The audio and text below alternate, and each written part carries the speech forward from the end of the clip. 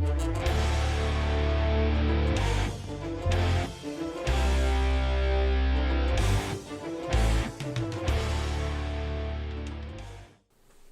Hi guys, Logan and Kevin here after a couple of weeks break. Couple of weeks, bro. We've been off the grid. I'm sure the fans were rioting. They're like, where are the episodes? Exactly.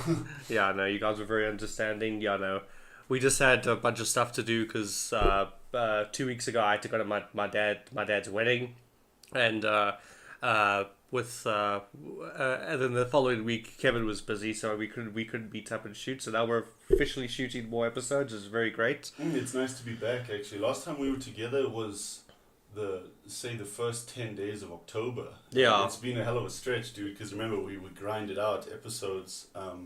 For New Year's and all that. Yeah, we did. We grinded out a lot of episodes last time we shot. It's been great. I've enjoyed it, but now these recent weeks, I'm like, I wish we could come back together because I enjoy these sessions. You know, these convos are worth it. They're definitely worth it.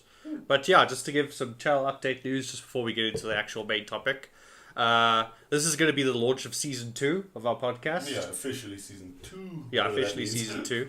We're thinking around about maybe 26, 27 episodes per season. And then, we just have a nice refresh with a new season or whatever. Other than that, not really much has changed except maybe the camera quality. If you've noticed here, we got a nice camera and a nice, really big lens. I inherited this from my grandfather. Proper hand cannon. Yeah. I inherited it from my grandfather, so we're probably going to be swapping out between my camera and Kevin's camera when we shoot and everything. It's just a nice little aesthetic and just, helps improve the ambiance. The ambiance, of course. One day I want one of those neon lights. Yeah. That says Cinema Suitcase. Like the pharmacy in this movie. Yeah, like the pharmacy. Everyone is spazzing out and just staring at it. I agree. Yeah, exactly.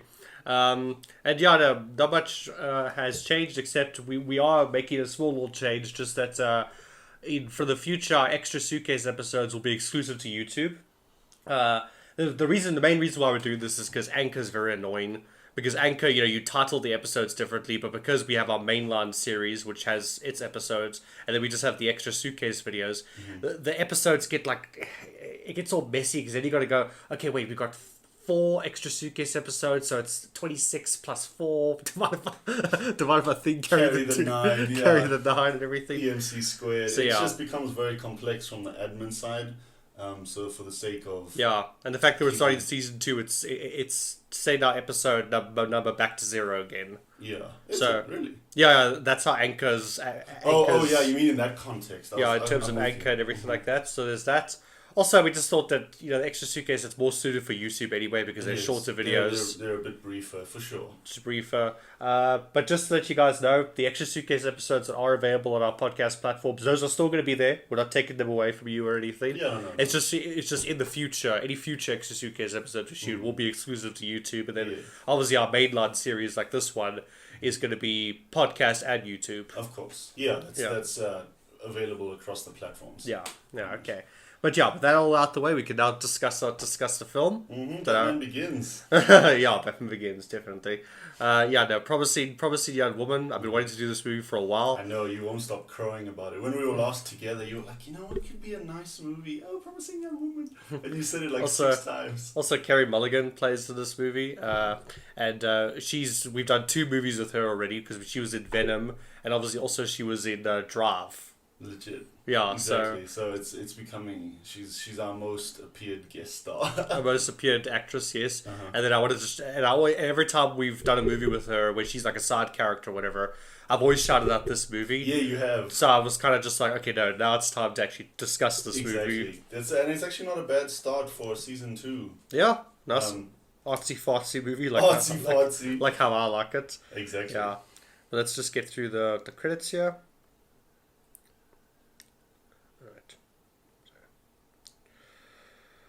Alright, so this movie was written and directed by Emerald Fennell. I'm pretty sure, I think this is her first feature film she's ever directed. I think she might have done some other stuff. She has done a couple of things before this, but she's really great director and writer. I think she's super talented. She's very talented. I definitely wanted to give her a little bit of a shout out. Original music by Anthony Willis. Cinematography by Benjamin Benjamin Krakoon. Wow. Okay. Yeah. Nice. Sorry if I'm butchering that surname, but yeah. We're infamous for butchering names. Yeah. And then film editing by Frederick Thorvald. Let's have a check it. Friedrich Thorvald. Thorvald, maybe. Thorvald, yeah, maybe it's that. And then there's a new little segment for our show. When we do nothing, I also want to talk about the technical aspects. So this movie has a Dolby Atmos sound mix. Of course it does. Which is pretty good. That's like the industry standard. You have to have Atmos. Well, actually, not really the standard, but it's not the standard. But it's the kind of the prestige. Yeah, that's the one everyone wants, the ultimate goal. The camera was the Arri Alexei Mini, and the Panavision G series of lenses. Pretty cool. It was this film was obviously shot as a digital 2K intermediate, Dolby Vision, and it was printed film format D Cinema. So yeah, fantastic. Pretty cool. I've been wanting to do the aspect ratios for a while because I watch a lot of like videos about like 4K Blu-rays and everything like that, and they always talk about how original 35mm films, obviously older movies, look better on 4K than digitally shot ones. No, I suppose maybe it's also to do with the sheer time gap. If the older movies came out and then were sort of re-released, the technology difference is quite extreme compared to... Yeah, the technology difference is quite extreme. And also with when you shoot on 35mm or whatever, you get that nice film grain. Yeah, I love the grain, dude. It screams nostalgia. But yeah, so this movie, Promising Young Woman. The topic of today. Yeah. So, actually, let me actually just read a little synopsis for this film. Oh yeah, go for it. Yeah, because I remember you were asking me last night, what's the yeah, if you could give me a rundown. Yeah, what's the synopsis? And I was like very, like, I didn't really know what to say, because I was like, how do I do this without spoiling the movie for you? You don't want to tread on spoiler territory. Yeah, exactly. A young woman traumatized by a tragic event in her past seeks out vengeance against those who crossed her path. Okay, yeah, that's vague enough. Sounds like Kate.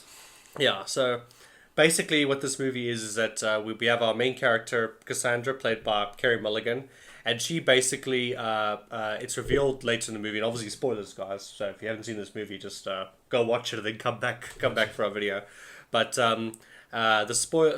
basically, she went to med school with her best friend Nina, and these two were like best friends since they were like 4 years old or whatever, or since like preschool. They were like lifelong friends or whatever. Legit. And then Nina was like top of the class. She was like the best at everything, but nobody really remembered her. She wasn't. I mean, her and Cassandra, they weren't the popular kids. Of course not. They were kind of in the background, but they were like best friends, and they didn't really care. They just did their own thing they just did their own thing while everyone else was at college and everything.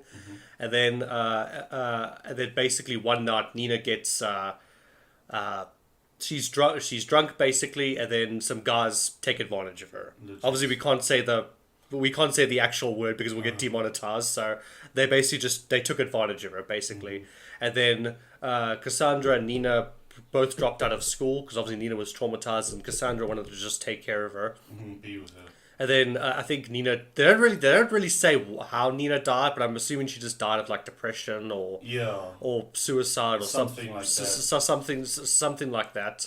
I think so too, because they didn't specify at all, and I kept wondering about it. Yeah. Like I assume it was to make obviously her death more impactful. It was somehow tied to what happened to her. Yeah. You see what I mean? So I'm glad that they didn't go into too much detail and linger on it, but it was something rough. Yeah. Yeah. Anyway, then Cassandra, she now has taken it upon herself to take revenge on all men out there, and now this is one thing that a lot of critics I've seen don't like about this movie is that it trashes on men. It's SJW garbage and everything like that. The keyboard warriors and everything. And while there definitely are movies in Hollywood that do that, Dark Fate did that. I remember I got like 40 minutes into that movie and I just stopped watching because I just couldn't stand it anymore. It was just like, it was in your face. It was like Star Wars, the trilogy, the new one. Yeah. So I'm not denying there are movies in Hollywood that do that, especially mainstream Hollywood movies. Like a lot of them do this shit, and the new Star Wars trilogy is the prime example They're of that. pretty much the front runner. The front runner for that. But to me, even though that a lot of the guys in this movie are total like misogynistic jerks, but what I like about this movie is very artistic. And it's very let's, as we used earlier, artsy fartsy, and I feel like its artistic merit and its film merit does tell a good story. And I think at the end of the day, it doesn't the trashing on men thing doesn't really bother me.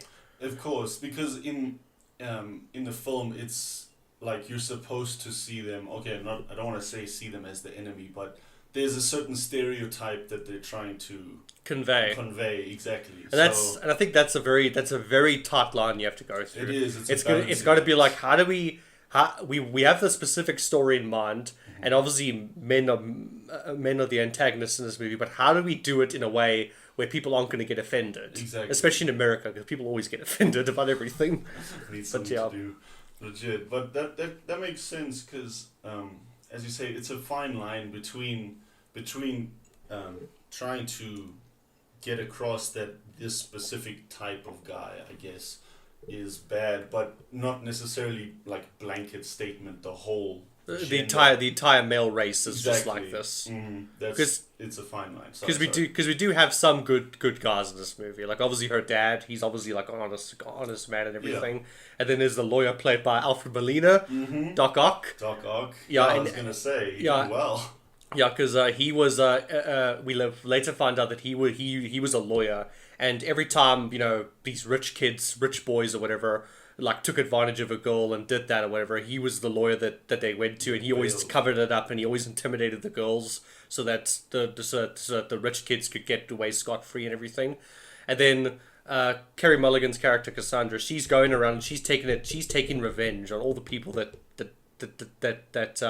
ruined Nina, basically. That prey on women, basically. Yeah, and when she goes to the lawyer guy to go mess him up, he basically he's actually like very remorseful. Like he's actually like ashamed of what he did. He's broken. He's ashamed of what he did. He doesn't go into the office and everything. And then when she says like, do you want me to hurt you? He's like, I think I do. Yes. Like some part of him really wants to. Yeah. I wouldn't say. I guess you can say atone as well, but be punished for what he knew he did. Yeah. He let it happen anyway. Yeah, exactly. It was nice to see that after he drowned the son in the Hudson River, he was able to get on with life. Exactly. So yeah, it's a really great. It's just a really great movie, and yeah, I absolutely just love it. But yeah, so how the movie starts is that it starts with these three guys. I think they mention like clients and stuff. So I don't know if they're like accountants or like lawyers or something like that. Yeah, some white collar. Yeah, some kind of white collar rich man type of job. Anyway, there's these three guys at the bar, and they're busy talking, and they're bitching about some woman that works in their office, and that they have their meetings with clients at the golf club, but women aren't really allowed there, or women aren't really allowed to play golf at the golf club. I thought that was weird. I was like, what? It's not the 1930s. What kind of misogynistic shit is this?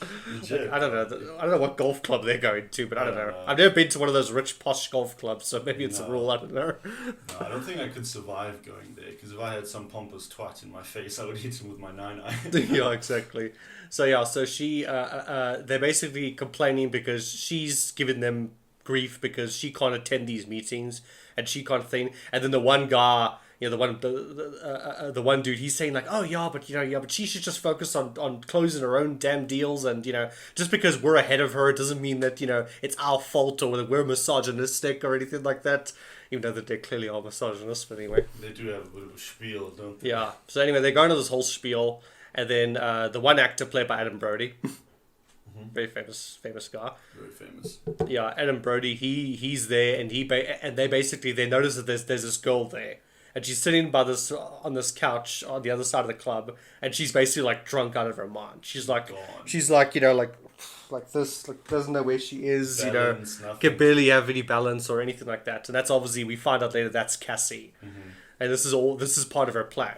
So Adam Brody goes over there, and he basically like says to her like, hey, are you okay? You know, what's wrong? And she says like, oh no, I lost my phone or whatever. And he says, oh, okay, I can Uber us back home. I can take you back home or whatever. It's no problem. So he takes her.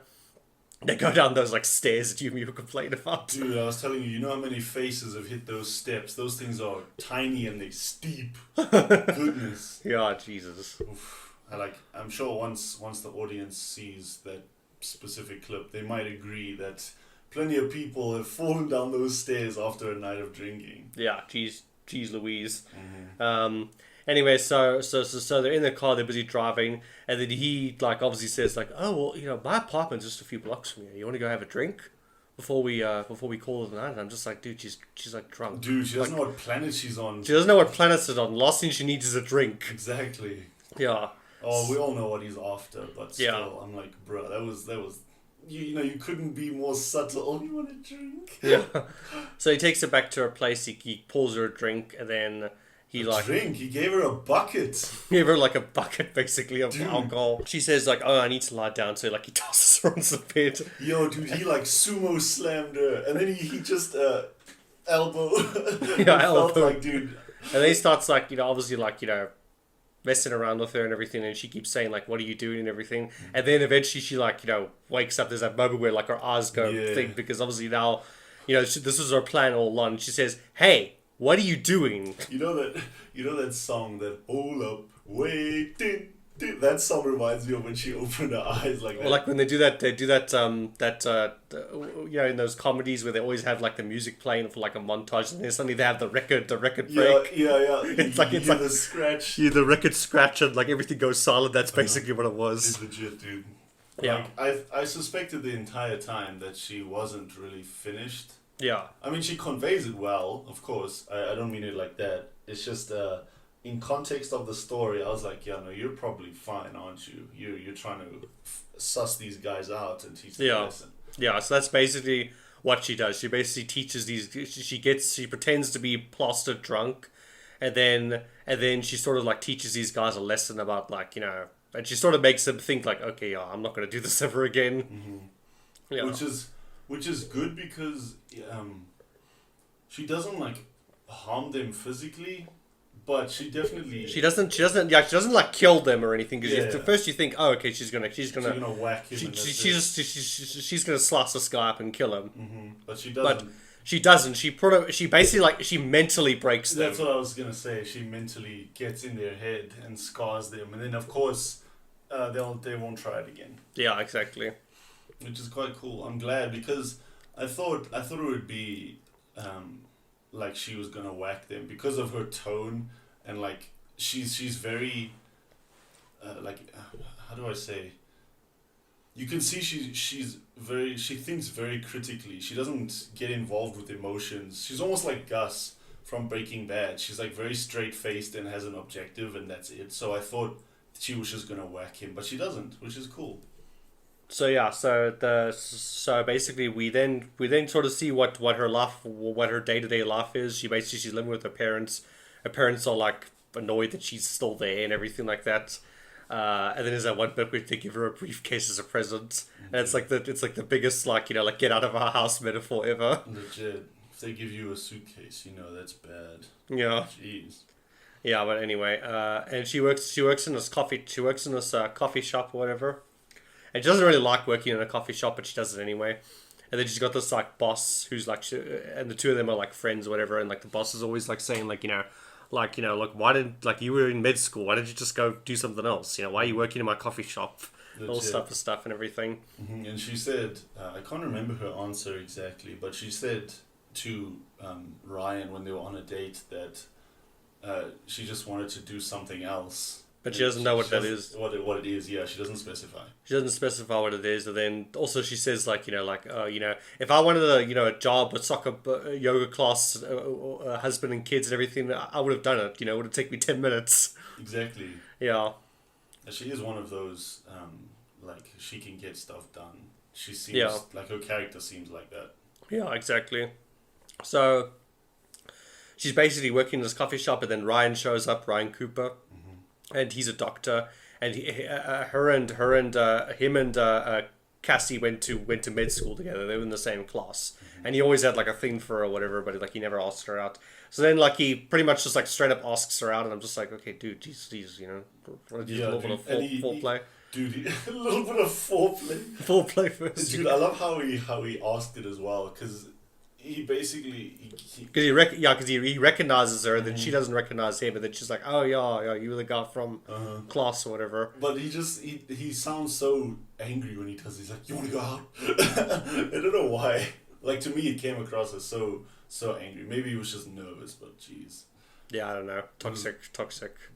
Yeah, well, you learn later on he's a bit of a dick, isn't he? Yeah, he's an ass. Anyway, so and he puts on like the comedy with her. He says like, oh, you know, I deserve that and everything. No, because I remember he asks her like, what are you doing in a coffee shop? And then she's like, what do you mean by that? So then he's saying like, oh, well, you can spit in my coffee if you want, you know, because I deserve that. And then she actually spits in his coffee, and he takes a sip of it anyway. And like he asks her out, and then she gives him a fake phone number, or whatever. Anyway, then she goes off to her next like, you know, her next judgment. She meets with the one guy, and it's played by the guy who was Red Mist, the bad guy in the Kick-Ass films. Mm-hmm. Yeah, that young actor. I mean, he's a good actor, but the character, I hated him. Yeah, he was like such an idiot. Every fiber of my being was like, okay, I know you're just trying to teach him a lesson, but if you kill him, I'd be fine with it. Yeah. He's a coke addict, and he's really creepy, and yeah, they're like sitting there, he's like creepy, he's like, yeah, you know, I'm working on this novel, you know, it's about this New York gritty crime story, and it all takes place over a day, but and the ending, oh no, wait, I don't want to say that because I don't want to jinx it or whatever, and it's just like, oh, this freaking idiot. Yeah, I zoned out to what he was on about. I was listening, but I was like, please die. Dude, just die. Just die, please. Do us a favor. I hate his character. I don't know, I think it's that face. Yeah. I know he can't change that, but it's something about acting like that, and then that face. I'm just like, I want to punch you. Anyway, she wants to leave, and he's like, you know, nah, baby. He's like, nah, baby, stay, and everything. Yeah.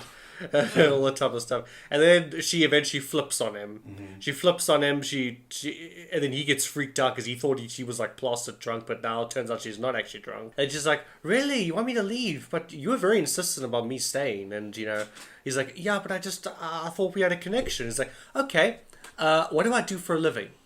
Oh, sorry, that one's a bit too hard. How long have I lived here? What are my hobbies? What's my name? And then the guy just doesn't know any of it because he doesn't care. He's a creep, dude. Yeah, and then he's saying like, you know, okay, fine, I get your point, you know. And then she like basically like, and then that's basically when we get the exposition of like how every night she goes out and she finds a nice guy, and she basically like, you know, teaches them a lesson and breaks them down mentally. So yeah, so she leaves this dude, and she obviously leaves him scarred, whatever. And plus he was coked up. You can bet he's going to have PTSD. Yeah.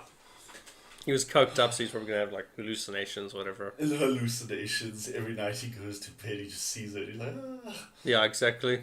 Plus he's like a very small dude. Like he's very short, you know? Yeah. So she was probably quite intimidating to him. Yeah. Once she sort of revealed, you know, she's conscious. Yeah. Yeah, exactly. So, so they're busy. So we get past that segment. Then there's a bit where she's back at the coffee shop, and then Ryan shows up again, and he's like, you know, I think you gave me a fake phone number, and he goes on about the whole thing about, oh no, I spent an hour working on this very romantic text and everything, and then I sent it and it went to an oil rig worker, and he was into it and all that type of stuff. Anyway. So then he like asks her out again, and then she's like, okay, fine. You know, whatever, dude. Like, whatever, dude.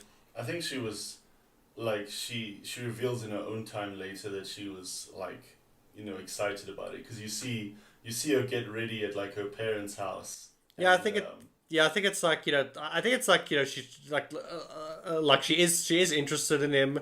It's just that, you know, like, obviously at first she doesn't want to, because she's just like, oh, whatever, man. This guy's just a nice guy. He's going to get me drunk, and he's just going to try and take advantage of me. Because she has this very like obscured version of like she has this very like messed up version of what men are like and everything like that. So That's true. so she doesn't want to be with anybody. Anyway, so she gets dressed up, she goes on this date, and she actually has fun with him. Like they go to that diner or whatever. Milkshake bar almost. Yeah, like a milkshake bar diner. They have like he tells her some really funny stories. She thinks she's very funny and everything. And then they go up to they're walking, and then they finally stop by his apartment. And he says like, "Hey, do you want to go have a drink or whatever?" And I mean, he probably was just meant as like a genuine like, "Hey, do you want to come up?" or I don't know, whatever. But then obviously she's like, she's like no, and then she sort of like she says like no, and she like walks away and everything. But you can see that she kind of regrets it because she does kick the dumpster over, and she's kind of just like because she sort of like realized that okay, no, he was being genuine, he wasn't trying to take advantage of me or anything. But because of what she does, she doesn't want to do it. She probably like, she was like unintentionally pushed into that mindset of he's gonna try to take advantage of me. So she sort of like becomes very on guard. Yeah. So maybe that's why she was like no, because she suspected where it might be going, even though his intent might have been genuine at the time. Yeah. But because of what she does, she was like no. And it just you could see it like pissed her off because she stormed off and as you say kicked the bin. So and then before we continue, let me ask you, what did you think of the movies thus far, up until this point? I was actually invested because remember we paused briefly to get some tea. Yeah. And I said I was actually thoroughly invested because I wanted to see what her end game was. Plus at that point I hadn't worked out that Nina was a victim of. They reveal Expedition very slowly and very naturally. It's a bit of a trickle, yeah. It's not like they have one scene that's a massive exposition dump. Sorry. They slowly like trickle and give you information about what's going on. Just to keep you invested, for sure. And I wasn't on the edge of my seat yet, but I was still, I was concentrating because I wanted to do a nice, good first episode for season 2. Exactly. And I love this movie. Yeah, it's not going on my like favorites list anytime soon, but I was thoroughly impressed by it. Yeah, exactly. It made me watch it. Yeah, really good writing. Legit. So that's why I was probably as invested as I was, is because as you and I just said, it's very trickled, natural flowing exposition. Yeah. So you want to keep watching just to find out what's going on, what happened in the past and where's it going. Yeah, exactly. Legit. So I was properly invested, man. Okay, that's that's very good. I felt the same when I watched it for the first time as well. I can imagine. Yeah, it came out last year, right? Sorry, 2020. Yeah, 2020. Yeah, it's New Year. It's gonna still be a thing. Yeah. Everyone's like, it's last year. No, it's not. Yeah, exactly. But anyway, so we continue on. She shows up the next day at his office and then basically says I do actually want to see you again and everything like that, because I guess she kind of feels bad. She's like, no, look, let me give this guy a chance at the very least. So they go on another date, and then everything's going pretty well and everything. Is that when they go to the pharmacy where everyone's tripping? No, the pharmacy's like much later. It comes later, right? Yeah, I'm trying to picture their second date. Yeah, the pharmacy's much later. But they're going pretty well. Then she just says to him that, look, I just want to take it slow and all that type of stuff, and he says, yeah, it's fine.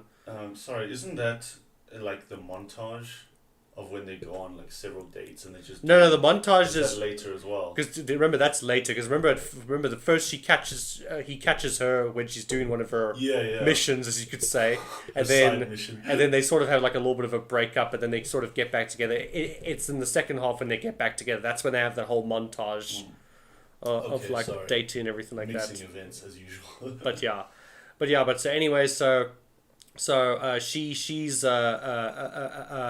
he comes and meets her at work, and then obviously the boss is like busy like interrogating this guy and saying like have you ever killed a child while operating on them? Oh yeah, shade. Like some of her felt like it was just sarcasm, like she was just messing with him, but at the same time there was part of her like, you gotta relax, woman. Yeah. She was going hard on this guy. It's like, have you ever murdered any children? Yeah. And he's like, yes, well, because he's a children's doctor specifically. So he's like, yes, some have passed away while I was trying to help them. So she's like, oh, so you have murdered them. And there's a difference between them passing away and outright trying to kill them. Yeah. This woman refuses to accept that. She's like, he's a murderer. Exactly. This woman.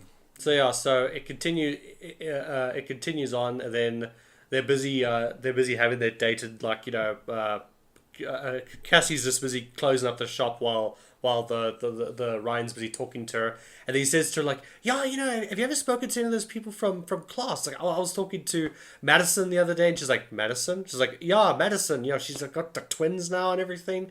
And then this one guy, I can't remember the guy, like Al something. Al Monroe. Al Monroe. Then he mentions Al Monroe, and then she like looks at him. It's like, Al Monroe. So you clearly tell that. So you clearly tell that, okay, this is clearly the guy that like did something in the past. When he says Al Monroe and she like spazzes, it kind of reminds me of Hancock when someone calls him asshole. You hear that boom, and you're like, uh-oh. Yeah, exactly. I saw that twitch in the eye, dude. Yeah, Al Monroe. I knew he was important as soon as that name came up. And she's like, I thought he moved to London. Yeah, no, he spent a year in London, but he's back now, and he's engaged and everything, and he's engaged to this bikini model or whatever, and he's coming back here for the wedding and everything. And then that's kind of what, and then she's kind of like, okay, all the pieces are here. So now I can do my actual revenge plan. Because before she's just going after random dudes. Yeah. Random dudes that she wants to teach a lesson to. Kind of like but that. now there's but now there's a situation where all the pieces are in place for her to actually go through her actual revenge plan. Exactly. That's what I was gonna say. Like, before Monroe comes back, it's like a drop in the bucket what she's doing. Yeah. For every one guy that she teaches a lesson, there's like 1,000 more. That she hasn't even seen before. So it's sort of like she's drifting until everyone is back at home, and then she's like, yeah, now I know who I go after. Now she has a specific hit list to go after. Exactly, that's what I thought. So the first person she goes after is Madison, played by Alison Brie, who I told you I have a very like boy crush on her, but yeah. She mostly does like comedy. She's like a comedian actress. Oh, okay. That's probably why I didn't recognize her. Cause she did that one comedy show, Community.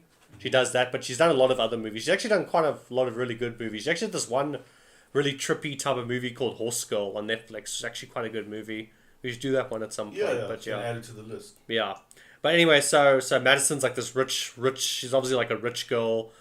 She's got this like rich, successful husband, and they've got twins and everything like that. So she meets her at this like this very expensive restaurant or whatever, classy restaurant. And then Cassie arrives before Madison, and then what she does is that then she orders a bottle of champagne, obviously to get Madison drunk, and then she has like a Sprite, and she like just pours it there, then she like hides the Sprite to make it look like it's she's drinking champagne, but she's not. She's just drinking. She's perfectly sober. She's just drinking soda or whatever.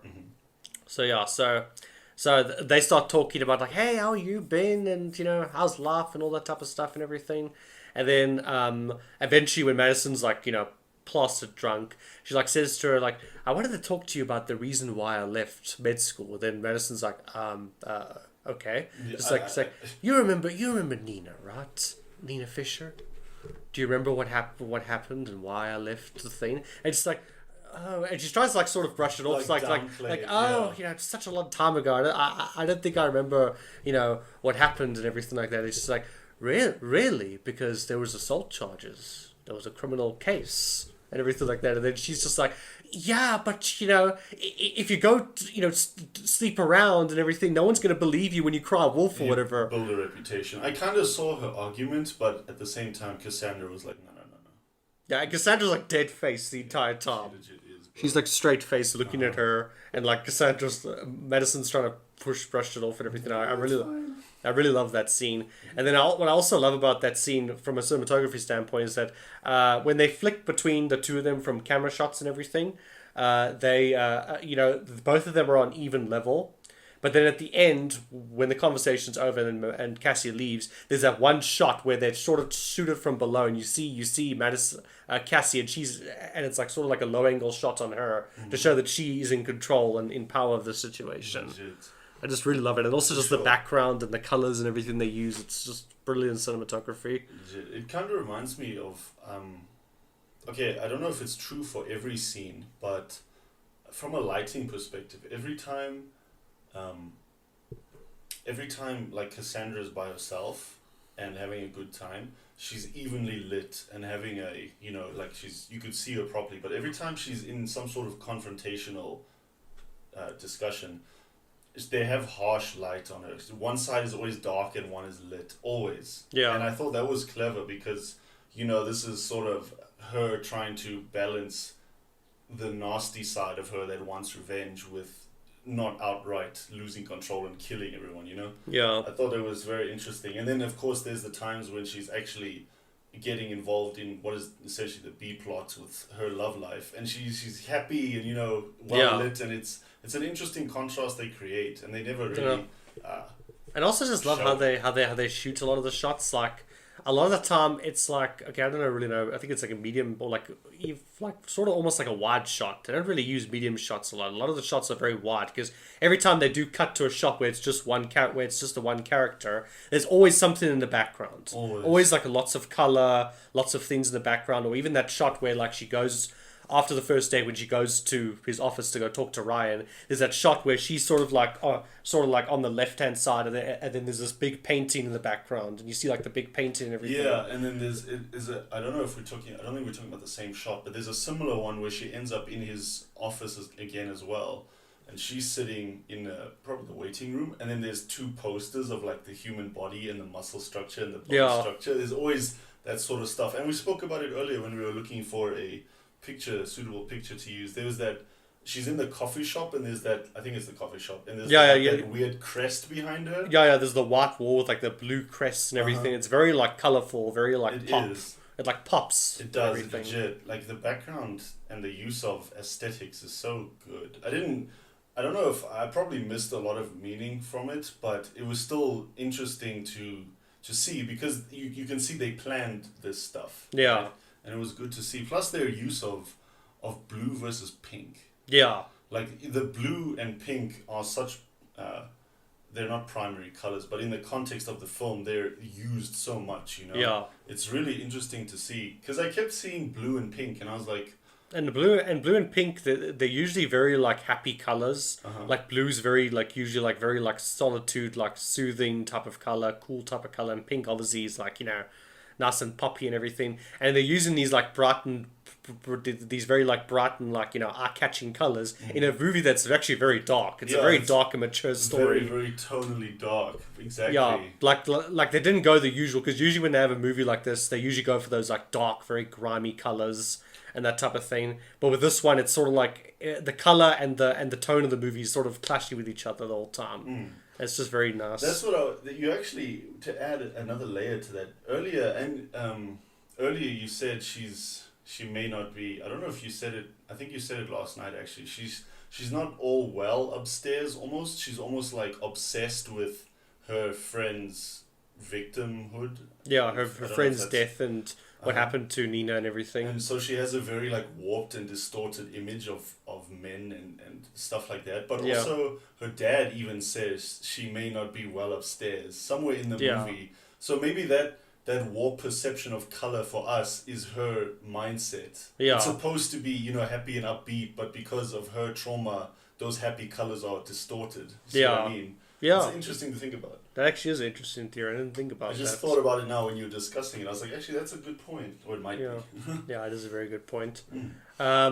She leaves Madison there, and Madison's obviously like drunk and everything, and then she gives the money in the envelope to this guy, and she says like, "Are you sure you want to do this?" He's like, "Yes," and she gives him the keys to her hotel room, and then it's sort of like a mystery up in the air of like what actually did she hire this guy to do? Madison's like calling her constantly throughout the film, but she keeps like hanging up the phone saying, "I don't care," whatever. And eventually, when Madison does confront her, she just says that no, the guy didn't do anything to you. Don't worry about it. He just basically took you back to your room and made sure that you were okay. Yeah, so and it's a very interesting moral compass with Cassie. Like at the same, like she's basic, especially when it comes to with the woman, because there's a few women that she takes. It's not just men that she takes revenge on. There's actually a couple of women that she has to take revenge on as well. And she never like puts them. She still does that thing where she sort of like mentally breaks them and kind of does the mind games with them and everything. But she never actually like puts them in a position where they would be taken advantage of or they would get like hurt or anything like that. Like she's still got that moral compass of just like, no, that happened to Nina. I'm not going to let that happen to another woman, exactly. to another girl. Sometimes she shows restraint. Yeah, exactly. But yeah, so anyway, so she finishes up with Madison. Then she goes back. She heads back home, and then there's this oh no, wait, it's not this year. I think after that there's the whole college scene where she goes back to the med school, because I remember she's got that like work uniform. Yes. She got that like formal wear on. She goes to this high school campus, and she's dressed up as like a makeup artist, and then she calls this one girl from on the sidewalk and says to her like, "Yeah, I'm trying to get to this diner." A diner because we're shooting the music video for this one boy band, and then the girl's like, she's like freaking out because she really loves this boy band. She's a fan, yeah. She's a fangirl and everything like that. She gets in a car with Cassie, and then there's that cutaway where she like where like the girl's sitting there, then suddenly the door like locks like very suddenly, dude. And then like the girl looks and you kind of wonder like what happened. Yeah. And she's trying to like, she goes there saying, "Oh no, I'm looking to reinvigorate her studies." And she brings up Nina. Starts talking to this dean about it. And the dean's like, doesn't know who she's talking about and how there was like a case and everything. And then when she mentions Al Monroe, she says, "Oh no, Al Monroe, he came and gave a talk here. He's a very nice guy," and everything like that. And then he says like, "Really? So you don't know the criminal charges that were laid against him and everything?" And then and this dean is sort of like very bureaucratic. She's saying like, "Oh yeah, but I can't. It's a very he said, she said. Like, how do I know if Nina was telling the truth or whatever? I got to give these boys the benefit of the doubt." And everything like that, and innocent until proven guilty. And she uses this whole like, I mean, some of the things she says is true, like arguments, like innocent until proven guilty. But you could kind of tell that she's brushing everything off. Yeah, she's trying to downplay it. And you could tell that like she clearly wasn't doing her job properly or she didn't look into it properly. when the incident did happen. And then she says to me, "Yeah, that's very funny because earlier I picked up your daughter at school, and I dropped her off at that exact same dorm where Nina was taken advantage of. And there were some boys there. I think there was some vodka there as well. But I'm pretty sure, I'm sure they'll take care of her." Then the dean is freaking out. Dean's saying like, "What room was it? And then Cassie's just saying, "I told you, the same room that Nina got taken advantage of." She's like, "I don't remember." She's just literally playing mind games. Like, you see, you brushed it off when it wasn't someone important to you, but now it's someone important. Now you give a shit. Yeah, exactly. That's literally what she's doing. She's playing like mind games with her and everything, and then eventually she basically breaks down this woman completely. And then once she's basically done, she basically just says, "Dean, do you really think I would have left your daughter at in a dorm with boys like that? No, I left her at a diner. She's sitting at a diner. She's waiting for her favorite boy band to come out and everything. Yeah, you can call them if you want. You can call them if you want and everything, And she's gonna need her phone back. He's kind of an idiot." Yeah, she's kind of dense. I love that how she walks out like, "Relax," and she's smiling again because she got what she wanted. She proved her point. Yeah, exactly. Even though she used her wanting to reapply for med school as an in, basically, as a ploy to get to her. But that obviously wasn't her intent. She couldn't give a shit. But yeah, no, it's freaking hell. The way she breaks down these people, it's like. I love how the dean is also like, "Tell me where she is, you sociopath." I laughed at that scene. I don't know why. And then cuts outside the office and like the receptionist is there. She's like, yeah, she's like. And then the other girl that's there is like sitting there in the main room going like, dude, her application, she's nervous, dude. Every time, there's nothing to do with Cassandra's application at all. Yeah, this poor woman outside. Anyway, she goes back to the house, and then there's Ryan, and Ryan says like, "Yeah, we have a date. we missed dinner and everything like that. She's like, oh, she forgot or whatever. And then he says like, oh, well, we can still catch the movie if you want to. But she's like, no, I'm tired and everything like that. So he leaves. And then she goes obviously off on her next mission to go mess with the next guy. And the dude that we meet is one of the original three dudes dudes from the beginning of the movie, the one black guy with his fedora hat and everything like that. And this is the scene that we were talking about. Like basically, we were talking about earlier, where basically she comes out with him. She's obviously pretending to be drunk to obviously mess with him, and then so she's coming through, and then Ryan walks past and he sees her and he's like, wait. Cassie, what's happening? Because this is obviously just as she came back and then she said, oh no, I'm tired, I don't want to go out tonight or whatever. Then he finds her going out because he's going to go meet up with some friends or whatever, and then he sees that, and then and then obviously that's the scene where she's like, and then she's trying to explain to him like, look, no, it's not what you think and everything like that. And then he even says, and then the dude's like, oh, sorry, man, I didn't know the lady was taken and everything. And he's like, do you even know what her name is? And then the guy's like, Claire? Dude, that guy is just there for comedic relief, I swear. Yeah, I do like that actor a lot. He's acted in quite a few movies and he always plays like a comedic type of role. And I always love him. He's so funny. I think he's well written in the context of this is obviously where her work life, if you will, clashes with her personal life. Yeah, exactly. It's where they have their first overlap. And so to make it not so tense, they have this dude who's completely lost just with his one-liners. I like that scene. Yeah, that scene is very good. Probably my favorite scene in the whole movie. I love that scene. The guy runs away. Mom! Yeah, I love it for that line, but I also just love the comedy in that scene. You just kind of almost laugh at the dude. You just like, dude, seriously, come on, man. You just shame, poor fool, legit. Yeah, exactly. Where does it go from there? I can't. Basically, after that, she feels guilty. Oh yes, because of what she with did. Ryan. So she tries to make it up with him, and I know at some point there's that bit where she goes and sees Nina's mom. Yeah, I remember she goes and sees Nina's mom, and they were reminiscing about Nina and everything. And then Nina's mom eventually says to her, like, "Look, you need to move on. Like, I mean, it was very sad what happened to Nina, and I'll always miss her and everything. But we all need to move on now." And then that's kind of when Cassie almost gets like sort of the thing where she's kind of like going like, okay, no, I need to stop doing this. Yeah, a bit of a reality check. She became fixated, I think. It's almost like the superhero thing where they want to stop doing what they're doing, even though that's sort of it's kind of the right thing to do. Yeah, exactly. So and then obviously there's the bit. Well, there's two kind of encounters that she has, because it's always her having encounters with different people. It's always like scenes with like her and one other person and everything. Because before she goes and talks to the mom, she goes and meets. That's obviously when she goes and meets Alfred Molina, Doc Ock, and then that's obviously when she realizes that he's actually like remorseful for what he did, and he says to her like, "I can't sleep." You can see it haunts him. It haunts him, and like he doesn't do thing, and he's saying like yeah, I intimidated Nina and I intimidated all those girls, and it's so easy to dig up dirt on people these days with the internet and everything like that.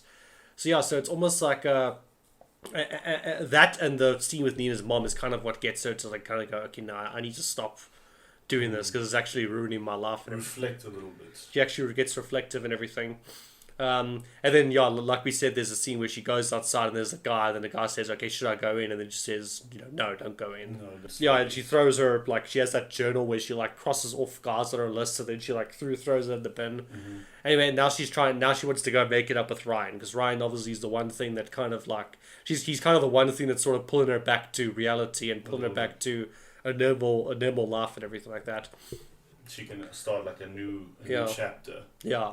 So she goes to his apartment, tries to talk to him, and then he says you didn't go out with me. You said you were tired. Then I found you with some dude with a fedora and everything. It's just like, I admit the fedora was unforgivable. Yeah, the fedora dude. Shame, poor guy. Yeah, but anyway, she tries to make it up with him, but he's like, I'm not sure and everything like that. So she kind of leaves. And then she goes back to the coffee shop, and there's sort of the scene where she's sort of like going like, okay, now I've lost everything now, basically. The one thing I had just sort of bring me back to a normal life is gone now too, so I was going to wallow in self-pity and everything like that. Yeah. But then Ryan does show up and he does say, okay, do you want to go out and everything like that? So, let's start over and everything like that. And then that's when we get to the actual montage of the two of them dating, where they're playing like pop songs and the two of them are dancing in the pharmacy with that like big neon pharmacy sign. And I'm just looking at this, I'm kind of going like, what pharmacy? And I even said to you, like, what pharmacy in real life has a big neon sign? Dude, I told you, that pharmacy is selling LSD in the back, dude. Yeah, exactly. The whole client base was tripping because of that sign. It was so weird. Good lord. Like, what was your government budget for that store? Because most people have like a simple shop. No, that's like a circus they went to. That pharmacy is massive and it's weird. Yeah, I know, it's very weird. But anyway. And that's kind of when it turns into like sort of like a nice nice fun little rom-com. Yeah, it's a mental break for the because they're busy playing the song in the background, and the two of them are actually singing to it, and they're busy like dancing and they're having a good time and everything. Mm-hmm. And then it shows like montages of them watching movies together and doing all that stuff. And then later there's a scene where he actually comes to dinner and meets her parents, and her parents really like him and everything like that. Mm-hmm. And yeah, it's just a really really nice scene. You're almost like kind of happy. You're like, yeah, she's turned over a new leaf. She's turned over a new leaf. She's kind of moving on. She's working on, she's getting better and she's moving on and everything like that. And then there's that bit where she's with her dad. And then her dad's played by Clancy Brown, who's one of my favorite actors. Nice. Because he voiced, he's been in like so many different movies over the years and everything. But he voiced Lex Luthor in the Superman animated series, and also the Justice League cartoon. Nice. The DC cartoons, like in the Batman animated series, the cartoons I watched when I was growing up as a kid. He voiced Lex Luthor, and to me, like he'll always just be Lex Luthor to me. The voice of Lex Luthor, yeah. I didn't know that. Yeah, his voice is very good. But anyway, there's a scene where he says to her like, because the mom's always like giving Cassie shit. She's always saying like, why didn't you have kids? Why didn't you have thing? Get out of my house. Well, what am I supposed to? My friends always asking about you, but I have nothing to tell them and everything. She's a real like try hard type of mom, parent type of thing. But she means well. She means well, but she's kind of a bit too much. She kind of puts a lot of pressure on Cassie and everything like that. Legit. But Cassie's dad, he's a bit more chilled, and he's sort of like he's a bit more chilled and relaxed. He's easygoing, yeah. He's easygoing and everything. And then he actually says to her that like, we really miss. I really miss Cassie too. I mean, sorry, I really miss Nina too. Mm-hmm. Like Nina was like basically a second daughter to us and everything. And like she basically like, and it's like it's kind of almost the character that like kind of because every time she brings up Nina to somebody.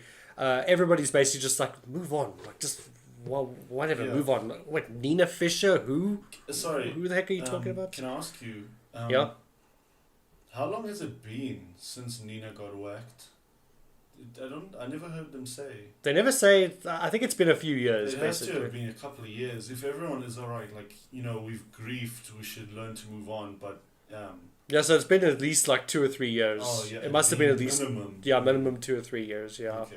Because they never specify. But if you had to think about it, probably would be 2 or 3 years. Especially because everyone has already moved on except Cassie, so it has to have been a fair while. Sorry, I just wanted to find out. No, that's no problem. No problem. But she's talking to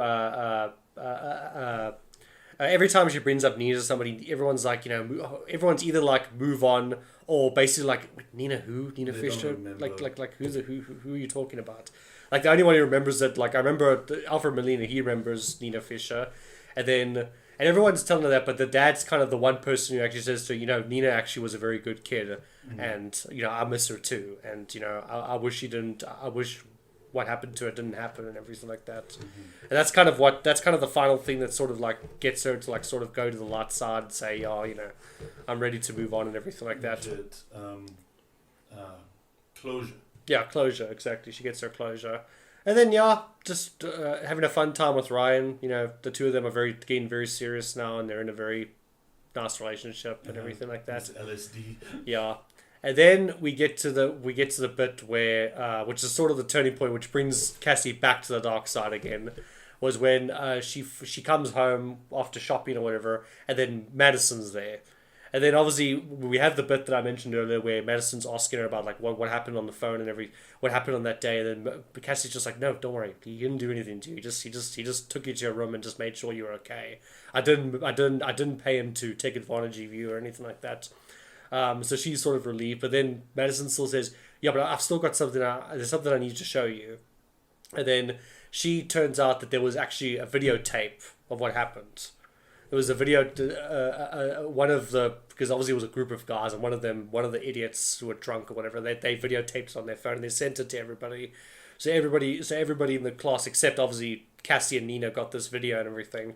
And then she like gives her the phone and says, yeah, here's the phone, watch it, don't watch it, I don't care, just never contact me again. And she leaves. And then Cassie's like kind of sitting there and she's sort of looking at the phone, and then she kneels down and she watches the video. And I actually really love this scene. I love Carey Mulligan's acting in this scene, because the thing is, in this, when she's watching the video, they don't cut to the video. They don't make any cuts or whatever. It's literally just shots of her face and her reactions, and the camera's slowly panning closer and closer to her, and you can see, and you can hear what's going on in the back. You can hear some of the stuff in the background, but you don't actually see the video. Never.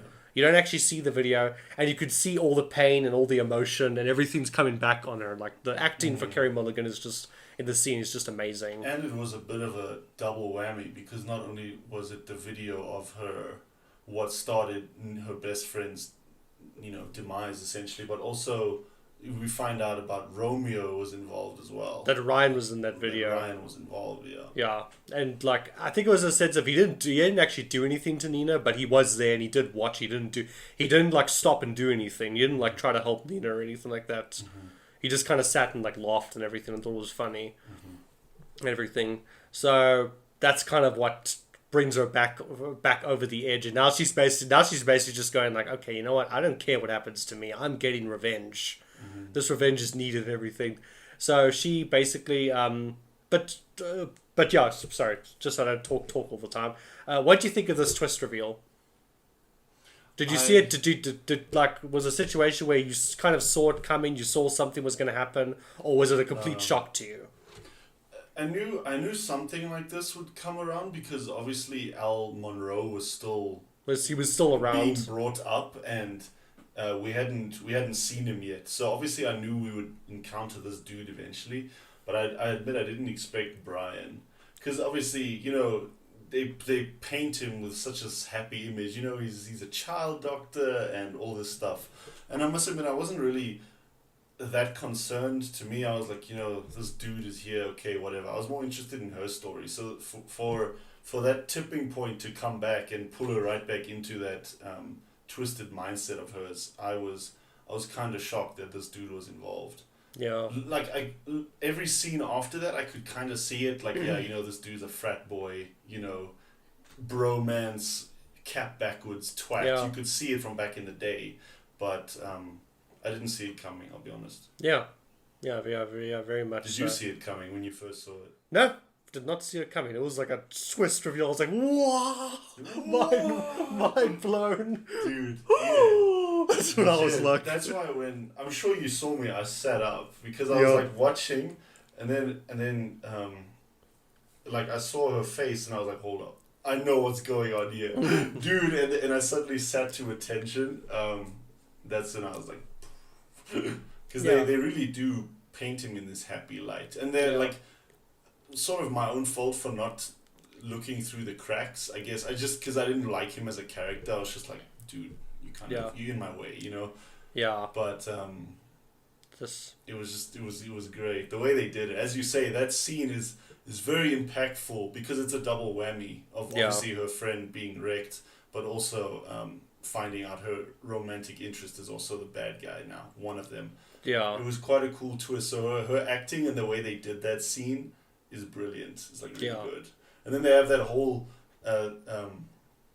like scene or shot just beforehand where she's sitting on the couch, and then obviously the couch across is now empty because Madison left. And there's that whole symmetrical thing I was talking about. Yeah. It's almost entirely symmetrical except for her, obviously. It's also a good contrast because the room that she's in, obviously it's the living room of her parents' house, but like it's got this like pink carpet and like this, it's like very like glossed up and everything. So you got this very glossy, very happy looking room, but you're having this very serious scene, this very dark, serious scene in it, which is again that very interesting contrast in this film. I think that we should get Will Smith, because remember in Men in Black he offers up a decorator in Men in Black, the first one. We should get that dude to go and decorate that house. That house is awful, dude. Goodness. It's not you or me's decor style. No, definitely not. My goodness, everything is. I mean, pink carpet there. No thanks. Yeah, pink carpet. That's a very creative choice. It is. Yeah. Creative choices, dude. I think the market value must drop by 30% if you have pink carpet. That's awful. I don't know. It's weird. But anyway, so another interesting point I wanted to bring up is while we're sort of talking about Ryan and about the twists and everything like that. The one YouTuber I watch, Nixon Nax. I'll put a little text here. Just Nixon Nax. Yeah. It's Nixon Nax. That's what her channel's called. But I'll put a little text on the video just so that just as a little plug-in so you guys can go check out her channel too. She does these commentary videos, and then what she does is she watches a movie and she does her commentary of it and like her reactions with her camera and everything, and then she obviously chops it up so it's like only like a 20-minute video or whatever like that. Anyway, she does commentary videos. I really love her channel. Her channel is very good. She did a commentary video for Promising Young Woman. And I remember when she got to this part, she also was very shocked by the twist. And then at the end of the video, because at the end, obviously, she gives her overall thoughts of the film. She said that she was hoping that Ryan would be the one good guy in this movie, that they wouldn't have done that twist and everything. So that was interesting. I was kind of going like, yeah, I agree with that. But then later in her other videos, like some of the other videos that she's done since then, when she's talked about Promising Young Woman, she's actually said that she actually takes that back. Because when she said when she went back and rewatched it and she was seeing how Ryan was treating her and everything, she said that this was a toxic relationship from the beginning. And there was like lots of signs of toxicity and everything. And I was kind of thinking about that. I was kind of thinking like, okay, what exactly about it was toxic? So I actually wanted to get your opinion on that. Yeah, as you said that, I was also like, what was toxic about it? I mean, I guess also how he asked her out. That was a bit too direct. I'm kind of like, dude, you need to like, dude, calm down. Exercise some subtlety, yeah. Subtlety, yeah. But I don't understand. I don't see what's toxic about it, because he's not like controlling. He's not. Yeah, because she verbally didn't abusive or physically. Because she didn't elaborate on why. She just said that, oh no, when I went back and watched it, I saw all these red flags and he was toxic and everything. And I was thinking about it, and I'm not disagreeing with her. Obviously, that's her opinion, and obviously, you know, she's obviously a woman, so she'll be able to spot these things better than just an average guy would. But I was thinking, and every time I've rewatched the movie, I've always like gone back and I've always thought about, okay, wait, what exactly is toxic? And I'm trying to like spot it out, but it's very hard to. Legit, nothing is coming to mind, dude. Because the only time when he's like, obviously, okay, afterwards when you're like, okay, no, this is toxic, is afterwards. Yeah. And how he treats her afterwards when she finds out what he did and everything like that. That's obviously when you realize he's not a good dude. But then, like beforehand, like what did he do? He's like patient and he's forgiving and he's not controlling of her and he's not abusive to her in any sort of way, that I saw at least. And I don't see how he was toxic. Yeah. Legit. But maybe, I don't know. Guy logic, we dumb as fuck. So. Yeah, we're guy logic. We don't spot this stuff like women do, because women have to deal with this stuff every day. I'm sure, yeah. Whereas we're just like, whatever, easy going. Legit. Yeah. So, but anyway, so that was just an interesting point of discussion I just wanted to bring up in this video. I'm glad you did, because as soon as you said there's signs of toxicity, like, you know that thing we spoke about earlier where you hear the record scratch? Yeah. That was in my head. I was like, they were? What signs? Yeah. What signs? Yeah. I mean, I'm sure there are. I'm not trying to downplay her argument. Maybe there's some validity to it, but I don't think, nothing comes to mind for me that was like awful. Yeah. Legit. Yeah, I don't know. It's just because I've rewatched this movie a bunch of times and I've always like tried to look for it, but I can never really see it. I can never really spot any of it. But I don't know. Maybe if you actually like you know, if you actually watch it with a woman and a woman sees it, she'll probably be able to spot it better. And point it out and spot it better than what us guys could do. But yeah. But anyway, so she goes and obviously confronts Ryan. And then obviously, she like shows in the video. Then he's going, and at first he's going like, "Oh, why are you showing me that? I don't want to watch that." And then he hears his voice. And then like there's that moment where he's like, "Oh shit, oh shit, yeah, he's screwed." So anyway, so she says to him, she basically like does the mental breakdown thing on him, and she says like, "I've got this video ready to send to everybody in your address book, all the parents, your colleagues, your friends' wives, everybody." Unless you tell me where Al Monroe's bachelor party is. And then he says like, why do you want to go there, whatever. It's like, that's no concern to you. Are you going to give me the address or not? And then basically he gives her the address, and then he says like, I can't, sit with this, this guilt and everything looming, the threat of this looming over me and everything. She's just going like, dude, you didn't do anything when Nina helped you, okay? Quite frankly, as far as I'm concerned, you can live with that for the rest of your life for all I care. It's what you deserve. Legit. And I love her very obvious transition from like being his partner and very like casual, and then being that like cold woman that she's often portrayed as during these tense moments. Like you can hear how her voice changes from being more high pitched to becoming more neutral. Yeah, and she's straight faced again. It's really cool. Yeah, I love that scene. Very, very, very. I like to see the guy squirm. I don't know why. Probably because he kind of deserved, even though he wasn't, the main culprit in that in that situation, but he was still involved. So to see him squirm was cool. Yeah, it was very cool. So plus, I didn't like him, so for me it was more satisfying. Yeah, more satisfying. And then I guess that's the one time when he does snap at her, because then he says like, you failure of a doctor and everything like that. And it's just like, dude, okay, she would have like done circles around you as a doctor. The only reason why she didn't become a doctor was because you wanted to take care of Nina. But everybody doesn't understand that. Everyone's just like, no, you were just terrible at your job, and you're a failure and a loser and everything like that. But yeah, legit. So anyway, and then that's pretty much when we get to the final part where she goes to this bachelor party to get revenge, and she puts on her nurse outfit that we see here in the poster. Yeah, this one. And I kind of liked it. Like, what I liked about this was that it's sort of, even though it's not based on a comic book, it's an original story. It has a very comic book graphic novel type of vibe to it. It does, doesn't it?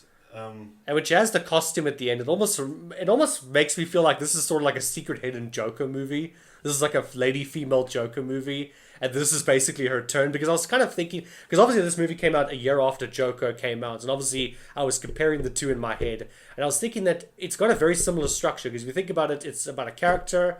They're going through a very harsh time, and they basically get beaten and broken by the system. And then at the end, they don their costume and everything, and then that's when they go on their killing spree. But that's when the transformation is full. It's fully transferred. It's like a literal representation of that final form. Because obviously she's got like makeup. She's wearing this nurse outfit, which is obviously like a stripper nurse outfit, but she's wearing this nurse outfit, and she's got like this like multicolored like wig and everything like that she's wearing. So it almost feels like she's kind of like gone like the Joker routes and everything. So yeah, I don't know. It reminded me a lot of Joker. It does. I can totally see your argument, because you laid down the sort of play-by-plays, the plot points. You laid them out. So I can definitely see the parallelism between the two. They run alongside each other. Yeah, definitely. I wanted to say, I think she wears this uniform for two reasons. One is obviously because it's a bachelor party. So she's going disguised as a stripper, but obviously she's there for Al Monroe. And the second reason is no one is going to question her med kit with all the tools in it because of her costume. And also it makes sense because she was studying to be a doctor. Legit. So obviously the nurse outfit kind of like suits her like backstory. Yeah, that's actually a valid point. Yeah, I hadn't thought about the medicine school dropout aspect. You're right. Yeah, exactly. So there's three reasons. Yeah, exactly. That's dope. So yeah, so she goes to this party, and then there's all these like it's like a bachelor party, and all these like sausage jockeys, rich guys, the chads, yeah, all the chads basically, the chads. They're all chads, especially Al Monroe, especially his best friend Joe, whatever. He's a real like chad. Dude. Anyway, so she shows up, and then Al Monroe's saying, and then Al's being like, guys, I told you not to get a stripper, like I can't remember the name of his fiance, but my fiance is going to freak out and everything like that and all that type of stuff. It's just like, look, look, dude, whatever. But like, and they're just like going like, he's like, Joe, did you do this? And he's like, no, don't look at me and everything. So, I mean, obviously, obviously none of them question it because obviously they're all like Chads basically, and it's a free stripper, so nobody actually questions it or says like, why is this girl actually or anything like that. So anyway, so she says to them like, I need you naughty boys or whatever to all get on your knees, and then she has like this like drink, and then she's like pouring like drinks into their mouths. And obviously they think it's like, something to turn them on or whatever. But actually she's like busy pouring in medicine that's going to make them sleep. It's kind of like a sleeping agent. Yeah, a sleeping agent to knock them all out. So basically she knocks them, then she goes to Al and she says to Al, like, look, we don't have to do anything, but if I don't go upstairs with you, I don't get paid. So he's like, okay, fine, I'll go upstairs with you. So he goes upstairs with her. And she handcuffs him because she says like, oh no, he says, oh, well, you don't have to worry about me, I'm a gentleman and everything. Like, oh yeah, but gentlemen get handsy and everything like that. And then basically it's revealed, and then so then he asks her, okay, so what's your name? And then she says, Candy. And he's like, no, not that. I meant like your real name. He's like, Nina Fisher. And he like instantly like recognizes that name. He's like, what do you know? What are you talking about? Like, Nina Fisher. My name's Nina Fisher. I don't see what the problem is. He's like, you can't be Nina Fisher because she's dead. Yeah, and like, yeah, it's a very, very interesting, it's a very interesting scene because you can see Cassie's like, dark side fully comes out in this scene. Proper, but like, it's a very interesting exchange that the two of them have. Because basically like the hero versus the villain. Pretty much, yeah. And it's a very interesting conversation. He's like a total Chad. He's saying like, oh, I was a young kid, I made a mistake, everything like that and everything. And then every bullshit argument that he throws at her, she has an instant deflect back. Counter argument. Like he says like, oh no, I was young and drunk and stupid and everything like that. It's just like, you were 20 something. Okay, you knew exactly what you were doing. And then she says, like, I was just a kid. And then she, like, there's that bit where she, like, laughs and says, if I hear that argument one more time, because every single guy that she's gone and talked to has always said, oh, no, I was young, I was stupid and everything. And then she's kind of sick of hearing about that now. Mm-hmm. And then there's even that bit where he says, like, yeah, okay, it's every guy's worst nightmare to be accused like that. And it's just like, what do you want to know what every woman's worst nightmare is? And like it's just a very good back scene. And forth, dude.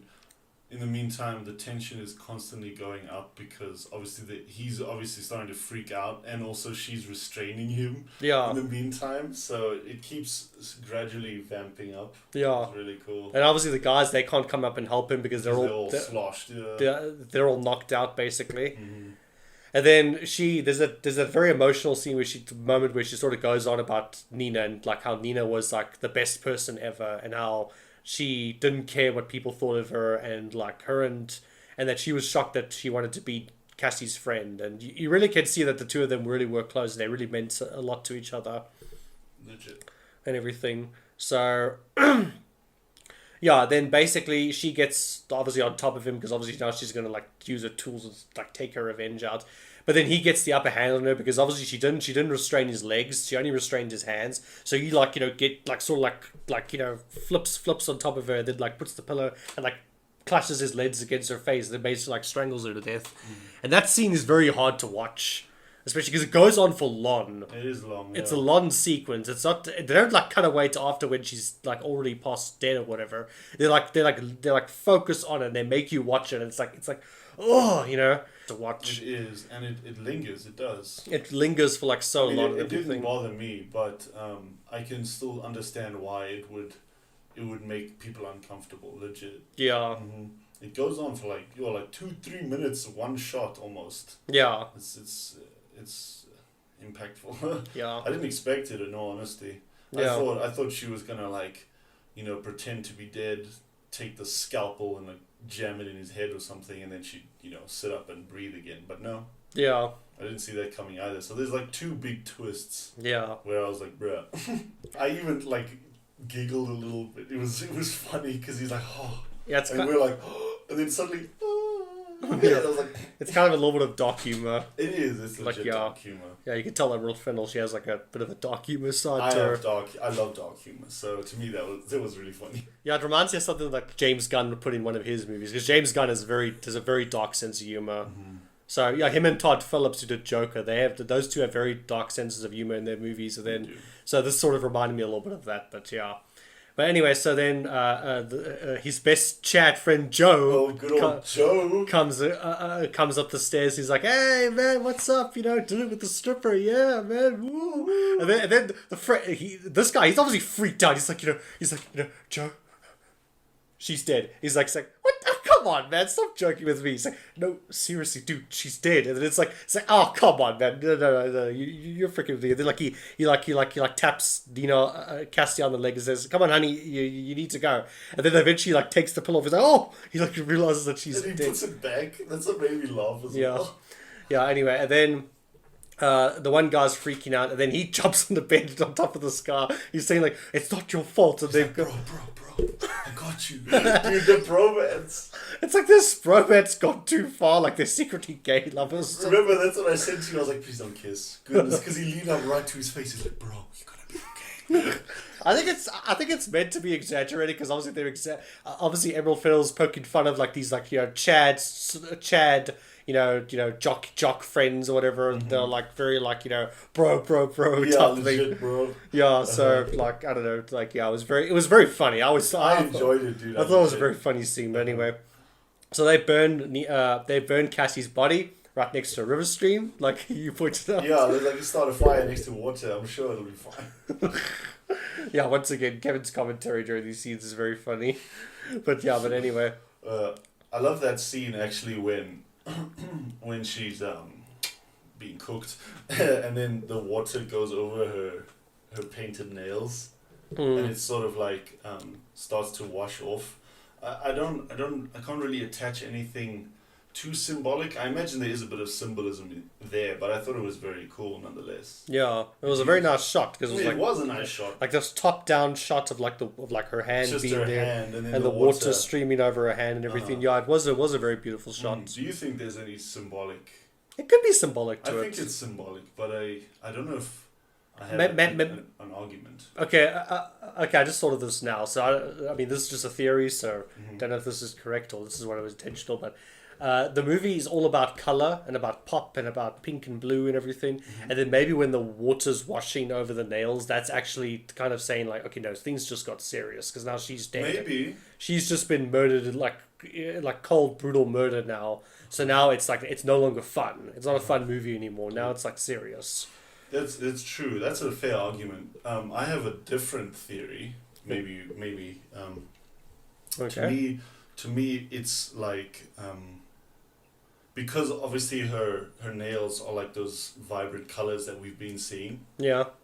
Maybe that, maybe them washing away is like her distorted mindset suddenly being like broken. Yeah. Like closure, freedom. Yeah. Like a conclusion, as if it was. Maybe that's my perspective. Yours is also pretty good. Like you blew my mind now. I was like, that's fair. Yeah. But that is actually a very good way to look at it. Yeah. I think we're both right. Where's our Emmy? Where's our music award? Grammy? Where's our Grammy? Yeah, exactly. Give me an Oscar. Give me an Oscar. Yeah, exactly. So anyway, so we now cut to this Al Monroe dude's wedding, and then Ryan's obviously also there. And then it's a happy marriage and everything. Very cheap wedding though, because like, I told you the woods. They were on some farm. I'm surprised there weren't goats there, dude. God, it's really awful. And like the flowers were like picked in the. That's what I said. The flowers were picked from the field right there. Yeah. Anyway, so I have this it's like this outdoor wedding or whatever. Anyway, so they're busy. So the thing that then the cops, and then suddenly the cops show up.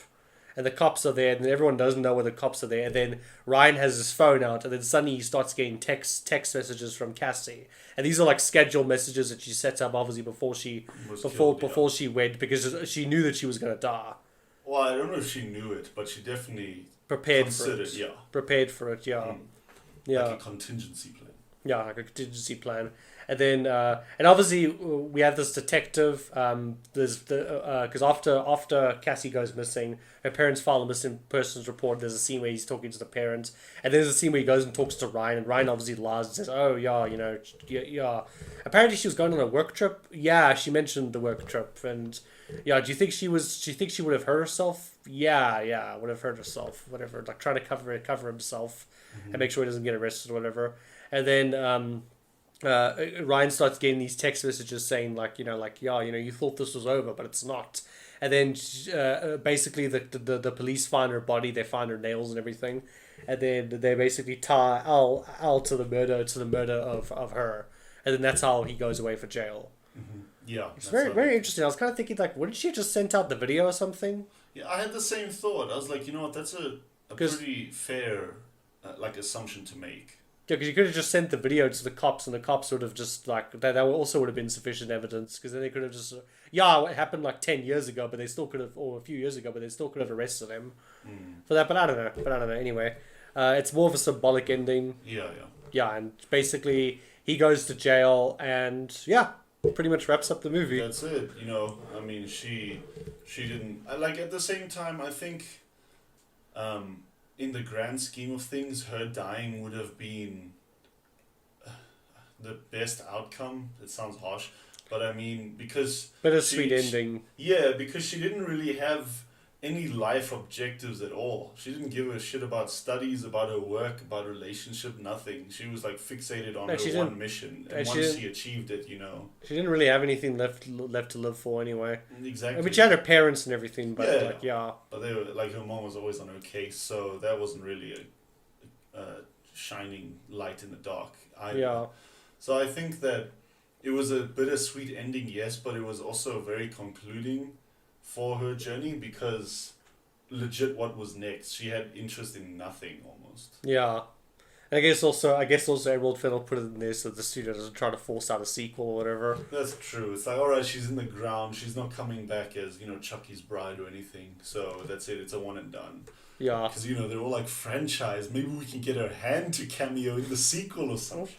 Yeah, no. Probably what will happen is they'll probably say like, okay, we're gonna do a sequel. Okay, go away from Emerald Fennell. We're not letting you direct this. We're gonna do our own thing. We're gonna get a new character in. We're gonna cash in. Yeah, it's gonna be a prequel as well. So Nina will be there. It'll be like a Life is Strange Before the Storm, basically. Yeah, Before the Storm is a good game though. It is a good game, but I mean. That same concept where it's a dead prequel. characters in the prequel will be alive, so we get to explore what they were like. Yeah, exactly. But I don't know. That's a very good one and done. It is. It has to be a one and done. Like you can't start bringing sequels now. Yeah, exactly. But no. So love this. Absolutely love this movie. Legit. Really, really, really great and everything. From a technical side, I really just love the cinematography and the production design. Yes, the production design. The production design and cinematography work perfectly in this movie together. Yeah. Dee and I always argue that production design is one of the most overlooked aspects, and yet it's so difficult to pull off in a believable way. Yeah. And I think this film's use of production design, especially the use of color, is phenomenal. There's a lot of thematic reasoning to the color that I obviously can't think of, but I can tell that they went into it with an image, a concept in mind, which is good. And another thing I think I wanted to shout out, the use of lighting. When I argued that whenever she's in some confrontational state, she always has harsh light and then... Harsh light and bright light, very hard light, legit. And I love that. Because then, compared to when she is actually genuinely happy, she's evenly lit. It's a nice, subtle way of showing her darker side is now in play. Yeah. Sort of like Smeagol with his reflection. Yeah. How one is like the good and then his normal face is the bad. Yeah. You see what I mean? It's just another way of doing it. I thought that was good. So shout out to them. Yeah, exactly, definitely. And some of the shots I liked. I just like those shots where it's a wide angle. Those wide angle shots they do, where you'll see the character, but then there'll be something really big in the background, when she's in the waiting room and there's that big painting in the background, or when the shot you mentioned where she's sitting in the coffee shop and there's that white wall behind her and that blue crest thing behind her. Not sure what that crest is, but it's still. And adds to what you were just talking about. Yeah, they use the background a lot. Yeah, for sure. I don't know. Something that upset me is because it happens in every movie. You know how when something in a restaurant scene, something happens, and it'll be the slightest thing, like someone will knock the salt over, but then the whole restaurant will look like someone was just shot, you know? Yeah. I hate that in movies. Because, I mean, it could be like, you know, it could be something like that, and the whole restaurant will literally like, and they'll look at the table where it came from. I hate that in movies, bruh. It could have been a simple accident, but everyone looks, and that happens in the scene with, what was her name? Madison. Madison, there we go.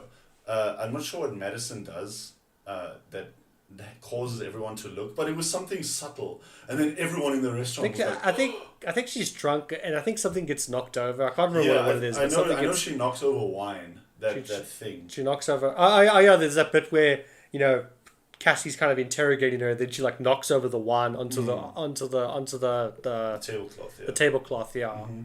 But then, of course, that could have been an accident. But the whole restaurant goes in silence, and they look like, dude. I think it's to show the intensity of the scene. It is for the intensity, of course. But I hate that in movies. I hate seeing it. Like in real life, if you were in a packed pub and you knocked over your mug, no one's gonna give a shit. Legit, no one would care. But in movies, everyone has to stop and look. I hate it, dude. I hate it. Anyway, that's a side rant. Yeah. What did you think of this film? I loved it. From the first time I've seen this movie, I loved this movie. It's fantastic. You can bring up the whole SJW, all men, all the keyboard warriors, all the men are portrayed as evil in this movie and everything like that. But to me, like, it's an artistic film. It's an artistic film. It even says here, and it has cinema. Yeah. It's a great cinema, and it actually has something to say. It's not just they don't just put that in there because men are evil and like agenda and everything like that and everything. There's an actual reason for it, and it actually relates to the story that they're trying to tell. It does in a major way. It's not like it's a mainstream like Terminator: Dark Fate, for example, where it's a movie about robots coming from the future to kill people in the past, but they got to have all this agenda shit in it, everything. This movie, there's an actual reason for it. Even that, I mean, I despise the keyboard warriors. Yeah, so I could tell. So for me personally, it doesn't bother me. Legit, same. It doesn't bother me because it feels like it's not shoehorned. It's literally supposed to be there. Yeah. They don't exaggerate it to make every man look like this huge, crook. Yeah, exactly. Legit. So I have no issue with it. I'm sure the keyboard warriors. The thing is, it is a fair argument. Like some people do bring that up, and I'm like, okay, yeah, it is a bit of a fair argument, but you can see their point. I can see their point, but at the same time, I don't agree with. Well, okay, for me personally, I just think that. Yeah, but with this movie, there was an actual reason for it. It serves this. It relates to the story. It serves the storytelling, and it's just the story that they wanted to tell. Same. I completely agree. For me, when it's out of place is when it's a Star Wars movie or a Terminator movie. Where I went to that movie to go watch it because I grew up watching Terminator and Star Wars as a kid, and then there's suddenly all this agenda shit in it that has no place in the movie, but it's there. Just because it's shoehorned and crowbarred and forced in and everything, but with this movie, there's an actual reason for it. It is exactly. Yeah. I agree with you wholeheartedly. I think that in the context of this movie, the whole misogynistic "all guys are evil" theme can be counter-argued because it's not forced. It's not forced, and it actually does relate to the story. Legit. But it's a great movie, and I think also one reason why I like it because again I made that parallels to Joker. It reminds me of Joker in a lot of ways. It does. I had the same idea. Remember, I even said she looks like Harley Quinn. Yeah, she looks like Harley Quinn almost and everything, and almost like female, like Lady Joker basically. Mm-hmm. It gives that vibe. Yeah, it's really really good, and just really great movie overall. Another interesting tidbit is that I read. I don't know if it's still happening because I read an update.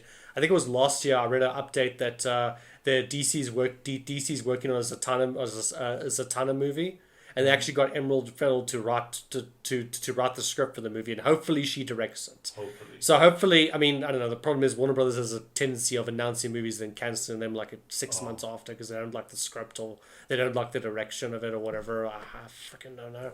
But anyway, I do hope that movie happens, and if it does happen, I really would love Emerald Fennell to write and direct that movie because I think she would do a comic book movie very well. I think she could really do a good comic book movie, especially like an origin sort of movie. Yeah. I think she would kill it. I mean, not really a Marvel movie, I think, because Marvel. No. But like a standalone. Because Marvel would be too mainstream and too corporate. There'd be too much. There'd be too much. Too many cooks in the kitchen. Legit. But if she were to do like a DC movie, for example, I think they could be really cool. She could make something really interesting. She's definitely a contender.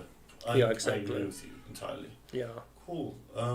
You want to go to like shots? Did you have? Well, I pretty much mentioned the shots that I wanted to talk see. about, so I don't know if there's any shots you I liked. have three. So the first shot is, it's where Cassandra, she's crying. I can't remember why. It's quite late in the film, and she's basically outside, and she leans up against this tree, and it's got a very narrow depth of field because only she's in focus. And I remember that shot. That shot. I really like that shot. I think I just enjoy experimenting with focus. Yeah. Me specifically. So for me personally, that shot stood out. My second shot is, I think she's getting ready to go up to that cabin, and she's putting the lipstick on in the car mirror. Yeah. Yeah, do you know the one I'm speaking about? Yeah. Yeah, it's basically a similar thing where the background is once again out of focus, only the car mirror is in focus. I love those kind of shots. Yeah, I love a lot of those like mirror reflection shots when they use mirrors and everything like that, like whether it be a car mirror or something like that. I also am obsessed with shots like that. Legit. Especially in some other movies. I have like almost in my folder that I have on my phone of all my favorite cinematography shots. I have a whole bunch of like reflection shots that I really like. Yeah, I love exactly. working with them. Yeah. And lastly, it's not a specific shot, but it's. I just labeled it as montage, and that's when she first arrives at the cabin and she starts getting all those guys hooked on that sleeping stuff. It's got like a lot of close-ups of her as well as them. There's something really hypnotic about the way they did that. It feels it's almost like you're getting drunk with them. Yeah, it's a really cool montage, and it is a very cool montage. Yeah, I just wanted to bring attention to that. Those are my three main favorites. Yeah, because I was also trying to really concentrate on more subtlety of this film, so I didn't really look at camera too much, but it is my thing, so I made sure to get a few in. And it's basically when she's dressed like this. And there's all of those like close-ups of her face and everything like that. Yeah, legit. And also, I don't know why she had to wear that wig. I guess it was like symbolic. Outfit. Yeah, symbolic. I was just trying to think if there's a specific. And also, I guess another way to bring in all the colors and everything, because remember she's all about blue and pink, so it's a way to sort of bring it up. But that's also why I like it, because it makes me feel like it's a Joker costume where Joker paints his hair green and everything like that. Plus, it could be like the craziness has finally come out. Yeah, exactly. It's portrayed with all these vibrant colors on it. Yeah, exactly. So that's why it feels almost like she's got like it's almost like her supervillain costume or whatever. It is, yeah. Like she was arrested, like in the alternate version where she wasn't killed, but she was arrested by Batman, and she went to Arkham Asylum, and she became one of his villains. Legit, I can see it. We need to stop making DC comparisons. She's so fitting for it. Yeah, exactly. Yeah. Anyway, is there anything else you would like to touch on besides rating? No. I think I think other than rating, I'm done basically. Okay, what would you give it? 9 out of 10. 9 out of 10. I agree. I would give it an 8 or a 9. I think I'm going to give it an 8. And one is because I don't like that coked up guy. He has such a punchable face. He creeps me out. And two is I don't like Ryan. From the get-go, I was like, bro, you're interrupting her journey. I want to see what's up. So yeah, it would be an 8 for me. Still a very good film. I recommend it. My mom's probably going to binge it and be like, oh my god. Yeah, I bet your mom will really like this movie. I think she would, yeah. I'll introduce her to it. Yeah, I haven't got my mom and my sister to watch this yet, but I'm pretty sure when they watch it, if they ever watch it one day, they're also probably really going to enjoy it. For sure. Plus, my mom's watching Lost right now. The series. She's obsessed with Lost. Apparently it's very good. I haven't seen it, but... Yeah. So yeah, but I will introduce her afterwards, because I imagine Lost is not much left to go through. Yeah, exactly. Anyways, conclusion?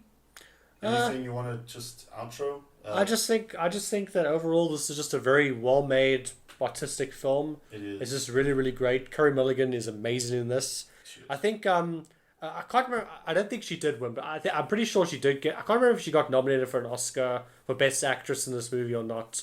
I don't think she won anything, but like she was robbed of an Oscar in this role.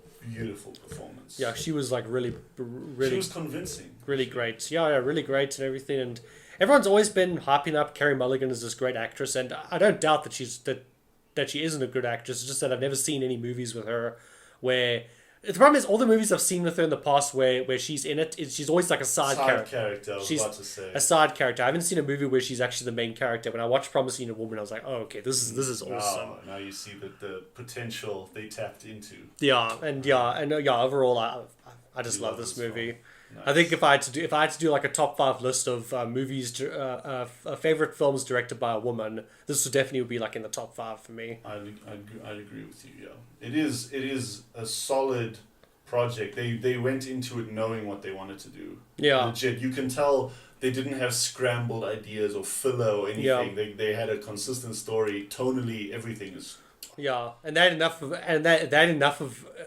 of a budget that it was almost like a mainstream movie. Exactly. Even though that people didn't rush to the cinema to watch this movie or whatever, but it had almost like a mainstream budget. It wasn't like a super low budget type of film. No, not at all. Yeah, exactly. Good.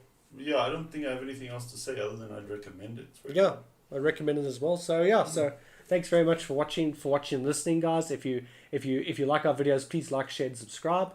And also give us any feedback if you have any feedback of our channel, of how we can improve and everything. And yeah, just very good time, guys. I really hope season 2 kicks off very well and you guys enjoy this. Welcome back. Welcome back, definitely. So yeah, thanks guys.